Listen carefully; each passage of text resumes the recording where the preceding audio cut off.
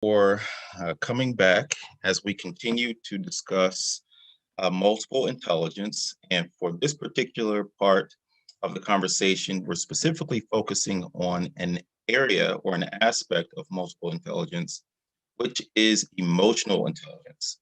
And we're going to get very specific on emotional intelligence and talk about how we can utilize emotional intelligence to not only assist us in our professional lives, but also our personal lives. So, this is a snapshot of an article from Forbes magazine. This was from November of last year. And the title, Tough Times Call for Emotionally Intelligent CEOs. It says the current challenges that CEOs are facing in 2020 make emotional intelligence more important than ever before. Companies and their stakeholders are affected every day by the volatility created by the pandemic, racial inequality, economic and social uncertainty, and other global and local systemic issues. CEOs are often some of the smartest and most driven people we know, but during difficult times, they need to tap into not only their IQ, but also their EQ, so they can more effectively lead, build relationships, and ensure support and alignment throughout the organization and with key stakeholders.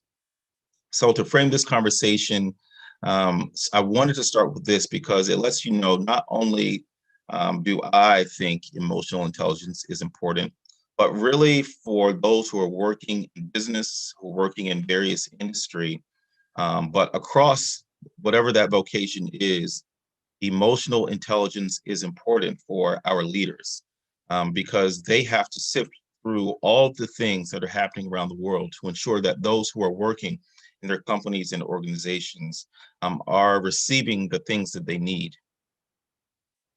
So specifically, what is emotional intelligence? As I mentioned during our last conversation, emotional intelligence derives from multiple intelligence, particularly in the areas of interpersonal and intrapersonal intelligence.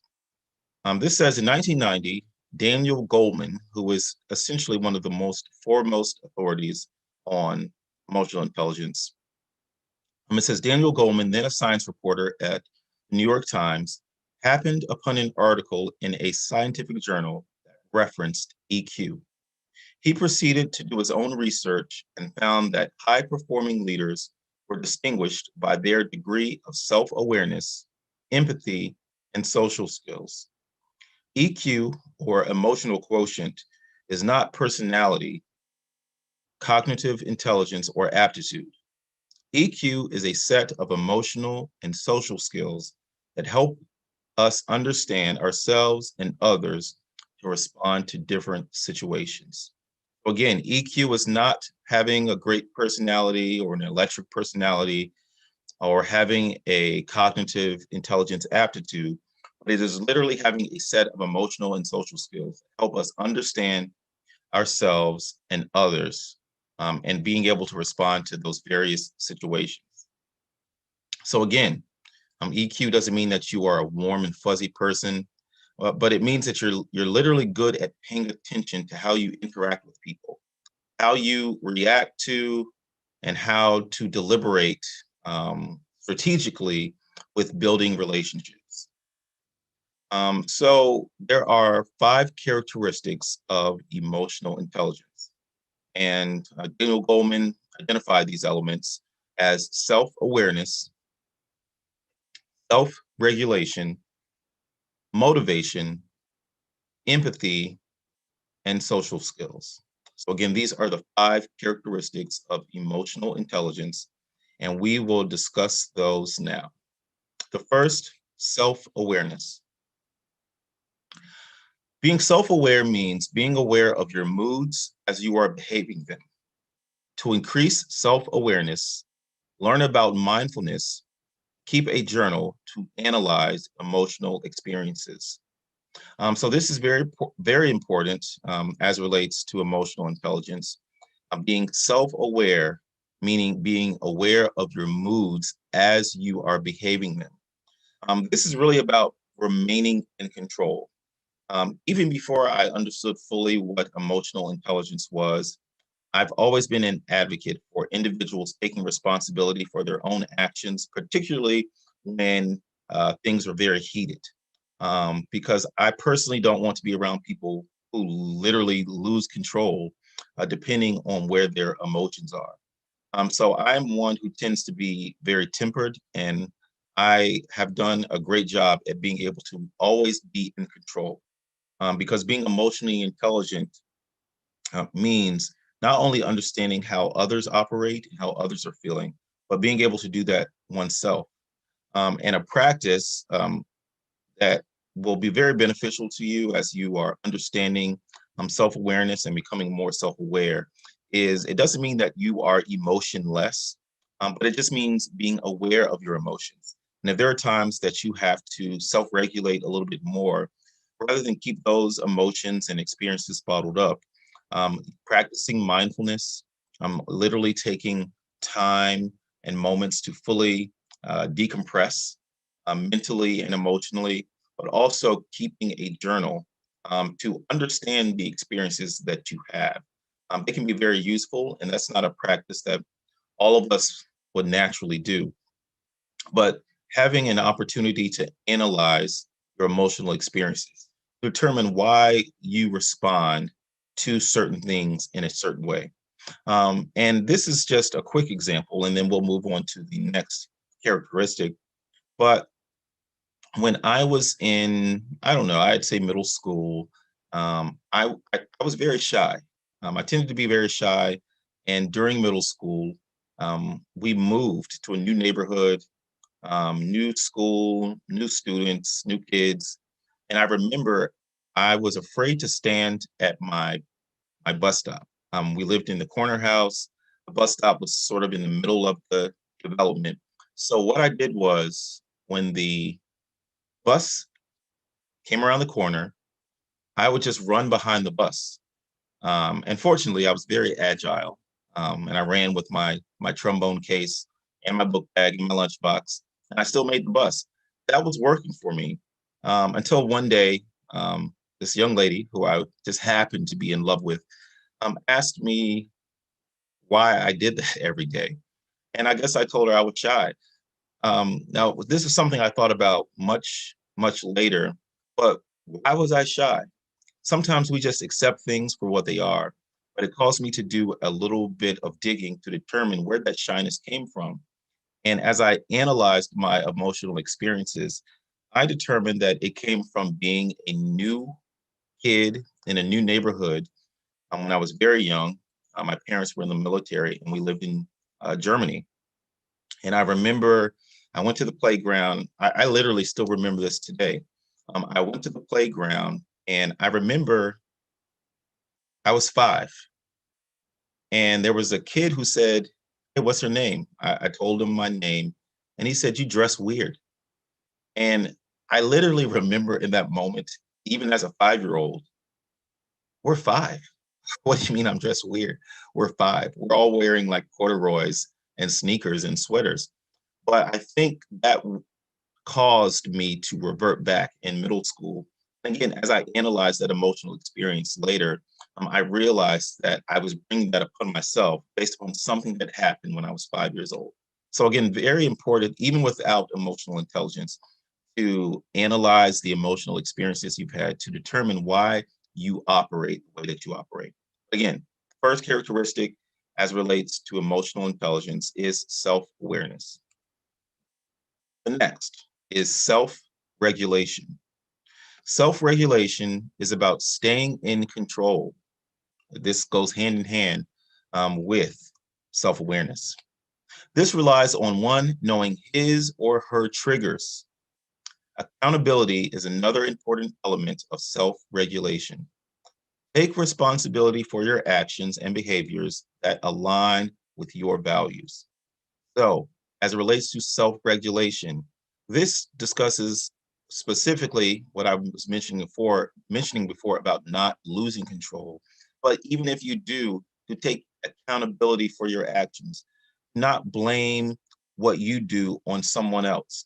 And that can be very difficult, but we're not talking about something that everyone is going to thrive in. We're talking about one of the areas of multiple intelligence, which is emotional intelligence. So it's going to take a lot of practice and even a lot of emotional skill to be able to thrive in these particular areas.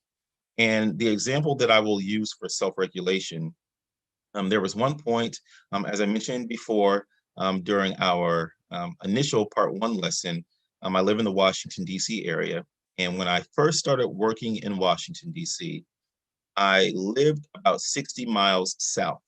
And if you are familiar with Washington, D.C., or the infamous I-95, a 60-mile trip could really take about 2.5 to 3 hours during morning and afternoon rush hour. So I'm a person, as I mentioned, who's always been pretty calm, pretty self-regulated. However, when sitting in traffic for 2.5, 3 hours in the morning and 2.5, 3 hours in the afternoon, I realized that my self-regulation was getting a little shaky because I'm a great driver. But when people in front of me cut me off or someone put their high beams behind me because they believe I should be doing something, I realized that I was using words I don't normally use. Um, and I started to blame other people, but I actually had to realize the automatic response to someone cutting you off in traffic isn't to become angry at them or to call them stupid.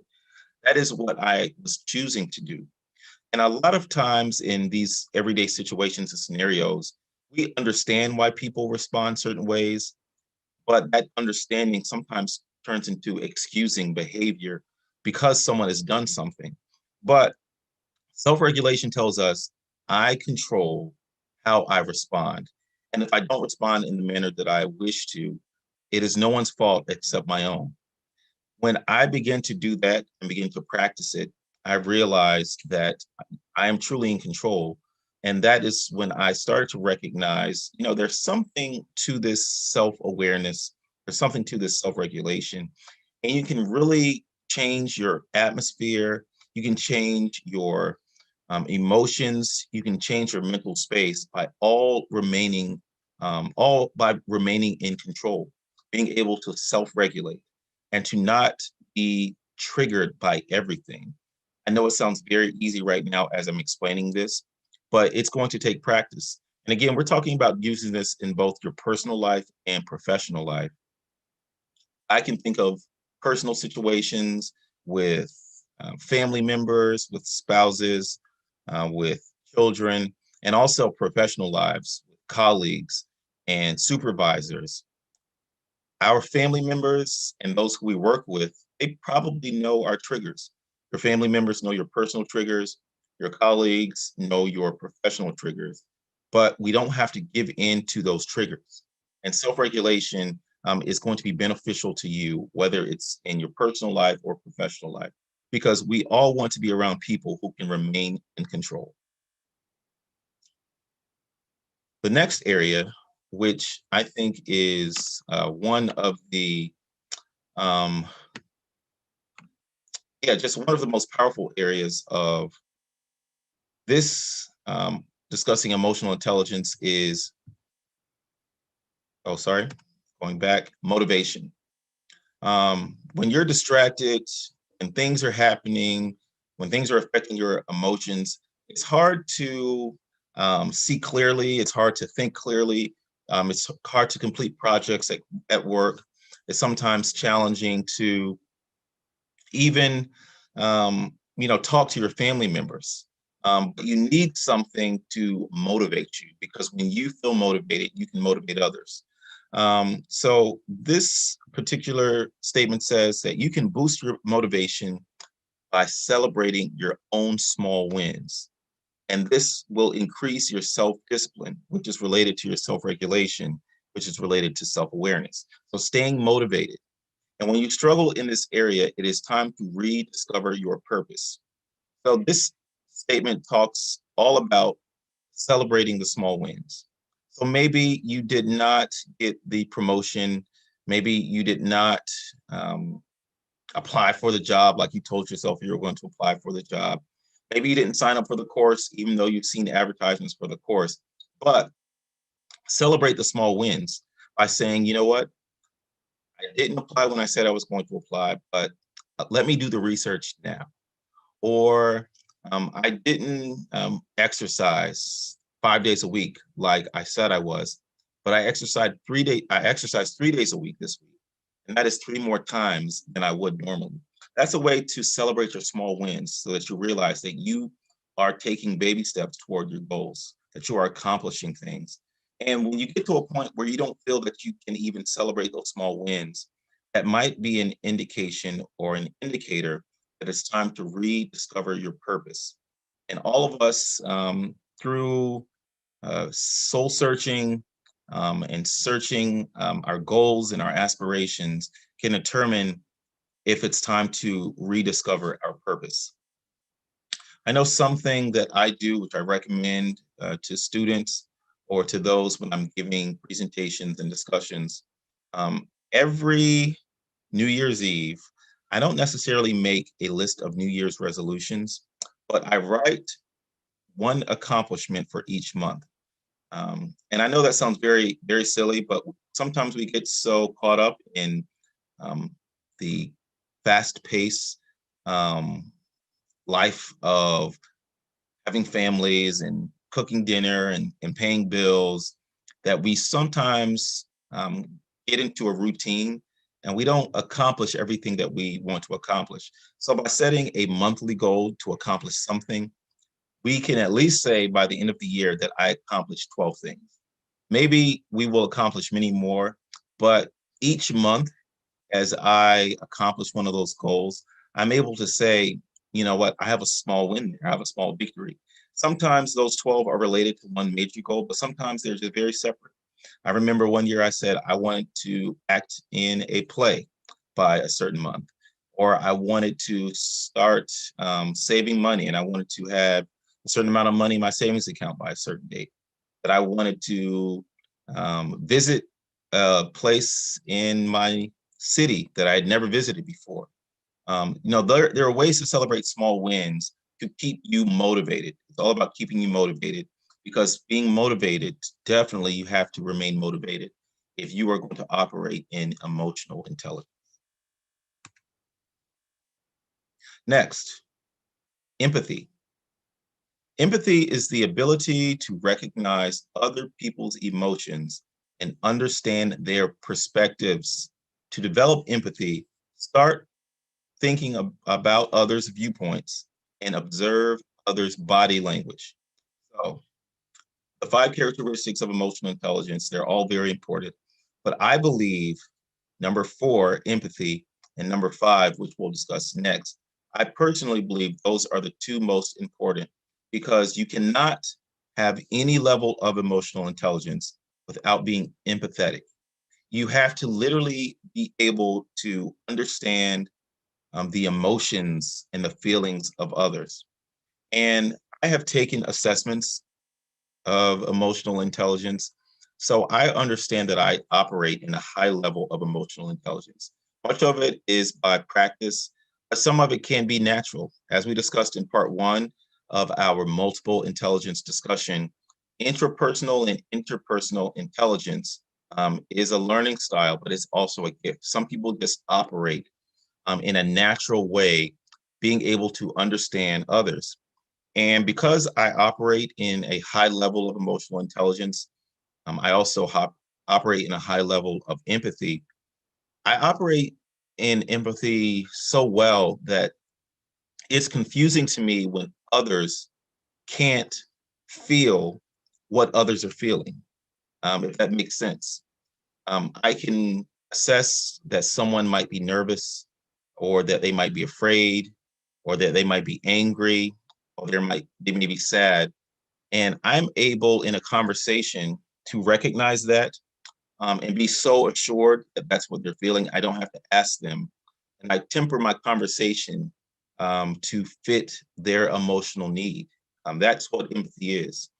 And again, I operate in that so much that I've been in spaces where I recognize, you know what, this person is dealing with something. They're struggling, they're sad. And when someone comes in and they are completely oblivious to what that person is feeling, and they're trying to be upbeat and happy. Um, at first, I thought, could that person really be that insensitive? But again, the more I understood emotional intelligence, I realized that I just have a skill that not every person has. So empathy is very important when discussing emotional intelligence. And also, I believe equally as important is social skills, fifth characteristic of emotional intelligence. And social skills are the skills needed to handle and influence other people's emotions effectively. So, yeah, being social is part of it. And I'm very happy that I have reached this level of emotional intelligence, but also I'm one who I believe is socially gifted, because there was a point, as I just mentioned in my story a few minutes ago, where I was very, very, very, very, very, very, very shy. I mean, very shy. I already told you I stood on my porch rather than stand at the bus stop. And to be able to go from that to a point now where I'm most comfortable when I am around people, around strangers, in a social event, or especially when I'm giving a speech or doing a presentation, telling a story. As I mentioned, I'm part of a storytelling group and I tell stories professionally. I thrive in those areas. And it's just amazing that I've always had this, but I was shy and I was blocking it. I literally wasn't utilizing my emotional intelligence. So to now be in a place where I can not only operate in it, but I can discuss this with others, for me personally, it's just very satisfying. So again, I'm going to try to remember these myself. The five characteristics of emotional intelligence are self-awareness, self-regulation, motivation, empathy, and social skills. So let's go a little bit deeper. And we're not necessarily going to answer, I'm not going to have you answer these literally, but if you were to look at these four faces, you can't see in the first one, but in the other three, it gives you options. So for this gentleman, the second gentleman, it says the face is expressing fear, interest, surprise, or compassion. The next one, compassion, sadness, anger, or interest. And then the last, sadness, shame, disgust, or contempt. If you were to look at these faces, do you think that you could guess what their emotions were? Um, Now, some of you will guess these right, some of you will guess them wrong. For example, the last face is contempt. So again, there is a right answer. It's not up to interpretation, because when we're working with individuals, when we're talking with our family members, they are having real emotions. And regardless of how we would interpret those emotions, that emotion is real for them. So we don't get to decide what other people are feeling or how other people are experiencing us or experiencing the world around them. But being emotionally intelligent would be able to look at them and without asking for confirmation, by not just looking at their facial expression. Facial expressions are a big part of it, but also looking at their overall body language. And also, if it's a person that you work with or a person that's in your family that you know well, you know how they look when they're happy or when they're pretending to be happy. Um, Perhaps, but especially if you are operating in a high level of emotional intelligence. So this is just a little exercise that I sometimes do with students to test their skill at guessing one's emotion. But as I mentioned before, when I'm giving presentations or speeches, or when I'm telling one of my stories, or if I'm talking with friends, I am looking at faces and body language as I'm speaking.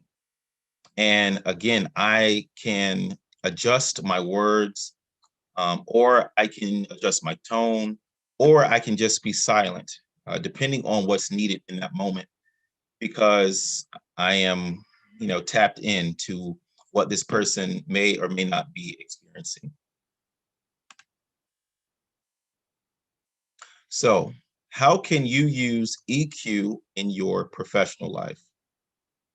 I'm going to start at the second sentence. It says, the leader needs to call upon their own EQ to diffuse the anger and frustration, but also ensure that the subordinate understands what is being asked of them.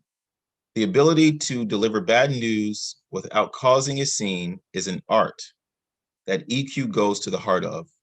Another recurring theme is a team member who is a great performer, such as an outstanding salesperson, but who consistently leaves other people in the organization feeling diminished or insulted.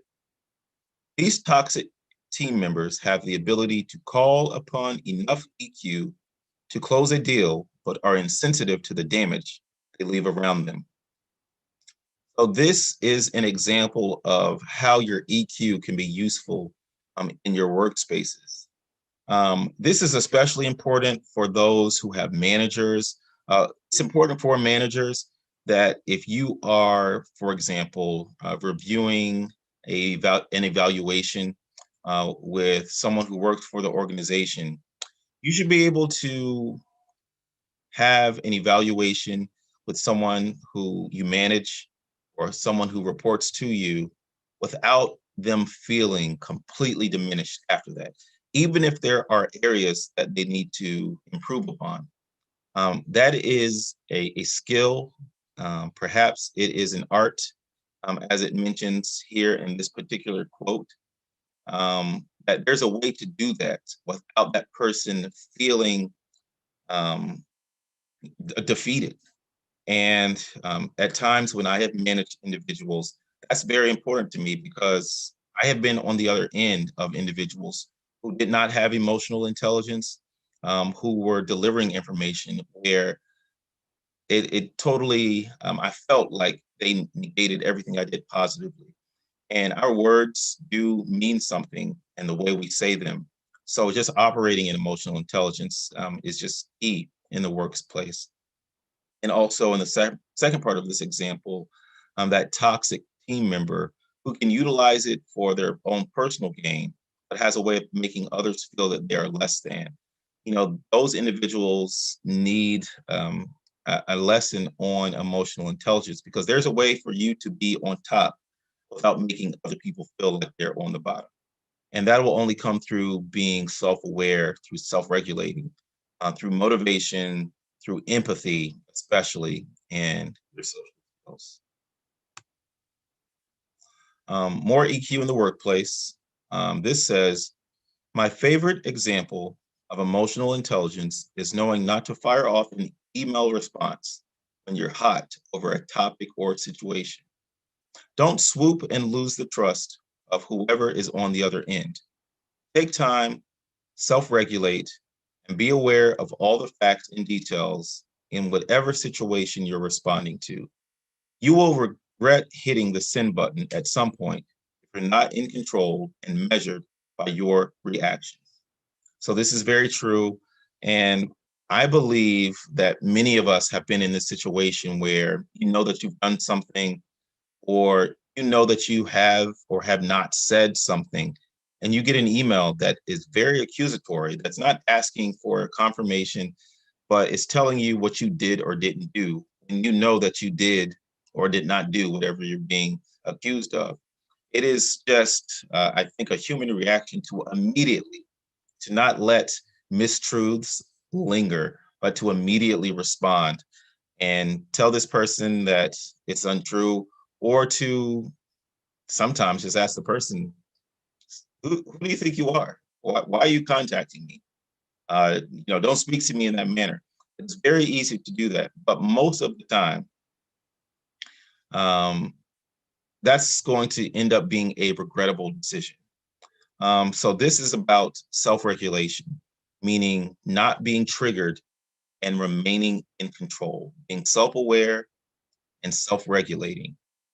And just take some time to reflect and to not respond in the manner that you were met with. I have found that to be very, very successful, not only in my personal life, but also my professional life.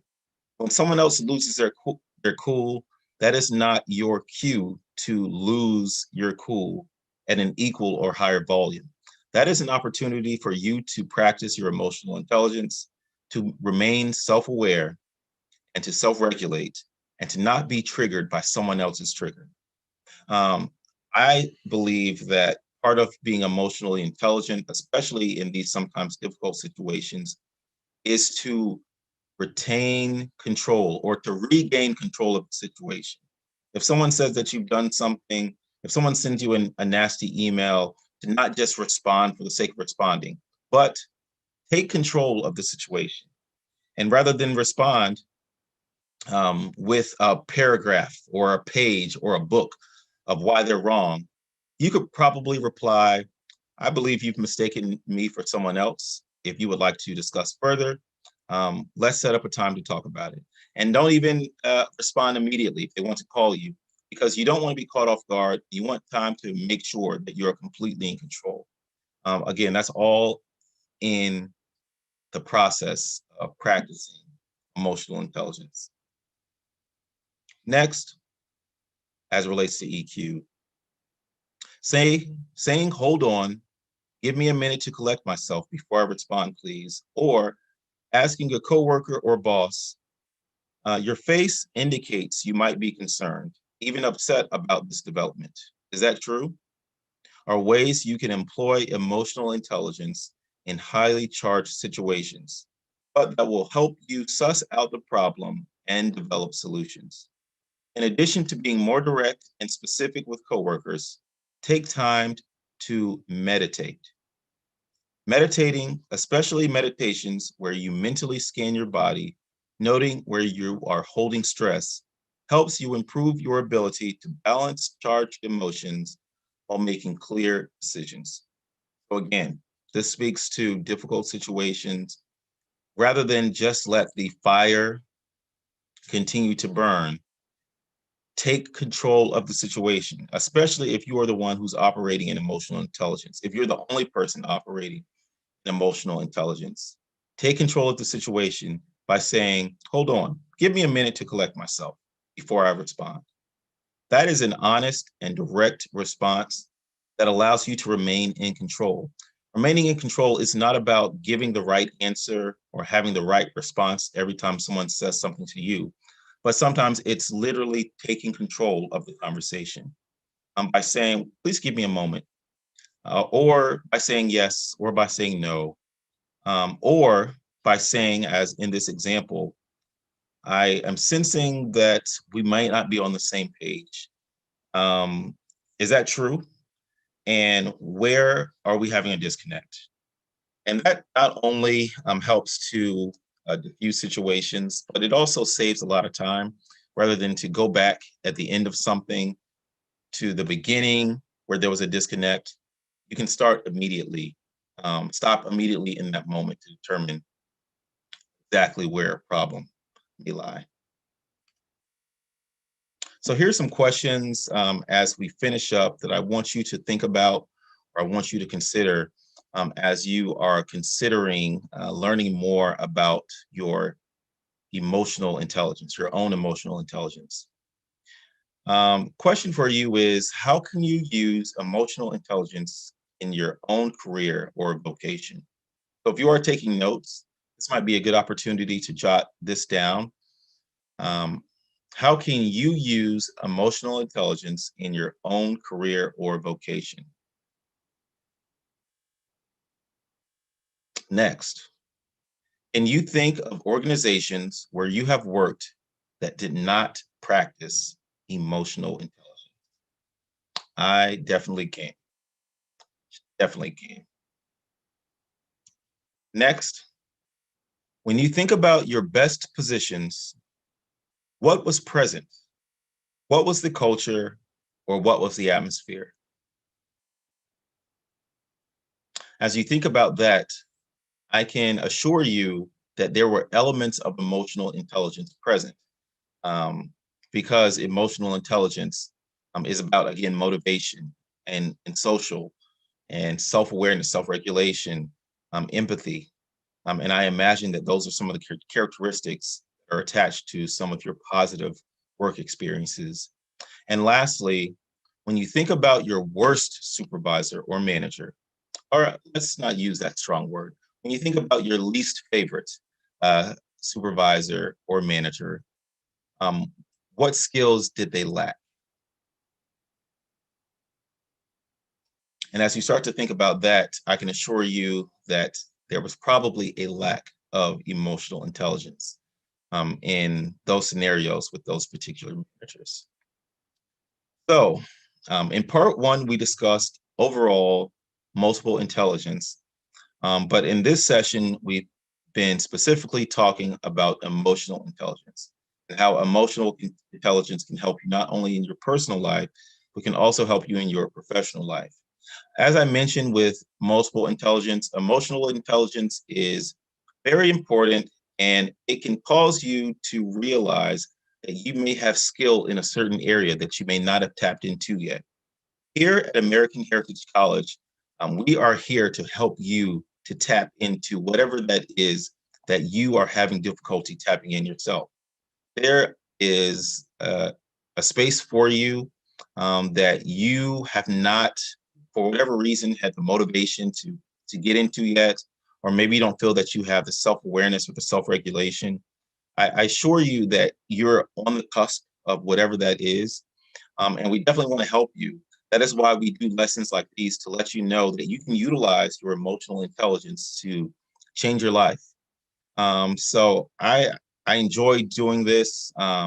Myself and my colleagues were often thinking about what can we offer that might benefit individuals who view these, that will connect you to your next career, to your first career, to a career change.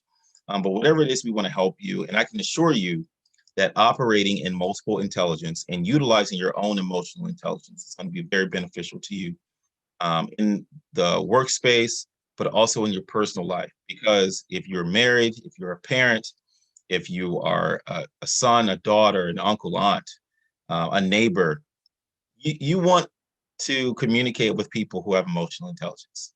If you are working, if you're creating your own business, if people are working for you, you want to sharpen up your EQ skills, but you also want people to have EQ so that you can get the job done, whatever it is.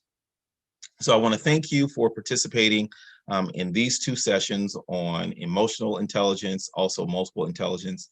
If there's anything that we can do to help you further along by meeting your dreams, definitely reach out to us, and we're here to help. And also, just like with multiple intelligence, there are many assessments on emotional intelligence that you can find by doing a quick search to find out where you have strengths and areas that you need to improve. I want to thank you for joining me this evening, and I look forward to seeing you in a class very soon. Thank you.